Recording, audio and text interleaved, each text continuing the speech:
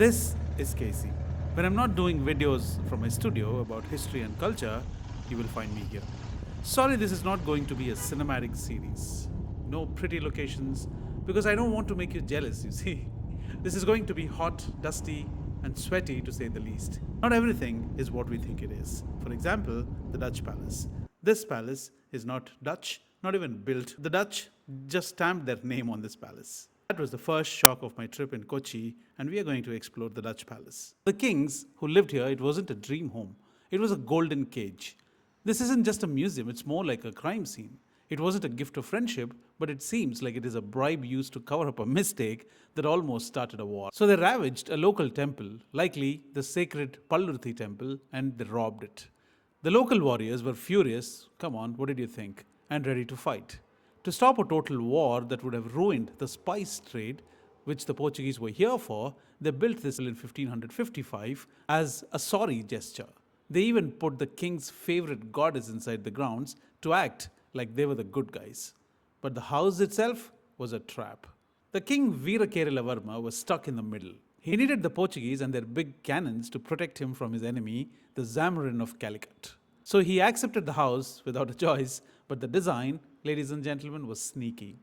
The Portuguese built it in the local style so the king felt comfortable, but they added special European windows. You know what's so special about these windows?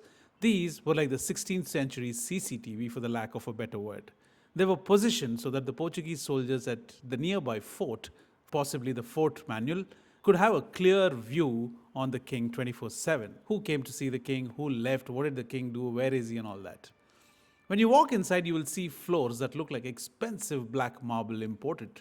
But if you try to find out where the stone came from, you will never find it because there is no stone. It's a lost recipe of ancient technique of a flooring that's made of burnt coconut shells, lime, plant juices, and egg whites. But why? Why go through all the pain? Because this floor stays naturally cold even when the weather is boiling hot. And if you don't know the weather of Kochi, or make a visit, you will know. By the time the Dutch took over in 1663, the king was basically an employee with zero power. He couldn't trade a single grain of pepper without the Dutch getting involved. He had the diamonds and the grand halls, but he couldn't sell a single bag of pepper. Now, you know what's funny? The Dutch even gave the king a crown that had their company logo on it. But this is why the secret tiny staircase in the palace is so interesting. It was the only palace that the king could move without being watched by the guards at the front door. Finally, the Mattancherry Palace isn't about glory. It is about survival. You aren't just looking at art. You're watching a 500-year-old game of chess.